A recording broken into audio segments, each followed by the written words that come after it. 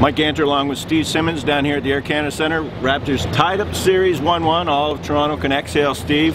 I mean, it really didn't go according to script, I don't think, but I don't really think there is a script in this series. Well, there's not a script in very many playoff series, and if there was, you know, we would be able to figure them out a whole lot better than we do. But tonight, and Dwayne Casey talked about this earlier before the game, they wanted the ball in Jonas Valanciunas' hands, and they did that early, and they did it often, and it proved to be, I thought, the difference in the game.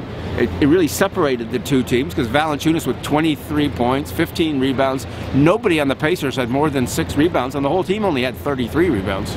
Yeah, I mean, they don't have an answer for Jonas. And, I mean, we heard just a little while ago on the podium, we heard Paul George talking about it. It's like, you know, they're quite happy with the job, and rightly so, that they're doing on Kyle and DeMar, but they don't have an answer for Jonas, and it doesn't look like they're going to find one unless they start, you know, triple teaming him. And if they do that, things are going to open up for the other two. The angst after game one was that the two stars, DeMar DeRozan and Kyle Lowry, just didn't perform. And you could go now to game two and say, one of them performed a little bit better, one of them not so much better. And I think they got Kyle Lowry in the game. He didn't turn the ball over very often. He didn't score much from the outside, but he got to the line and made his free throws count.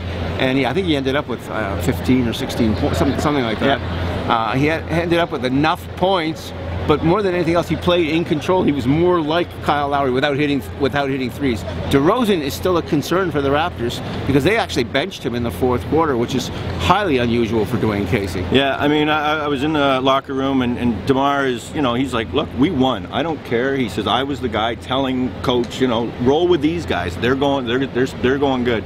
I don't think DeMar DeRozan has forgotten how to score. I think he will find a way. I don't think we've seen the last of him in this series, but right now he is a concern.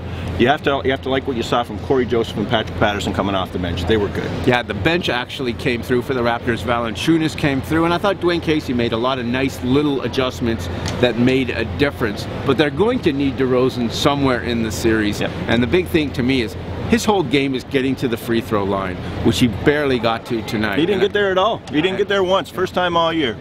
Anyway, that's game two. We'll wrap that up. Game three in Indianapolis on Thursday. I called the win to begin with. I'm sticking with a Raptors win. We'll see what happens.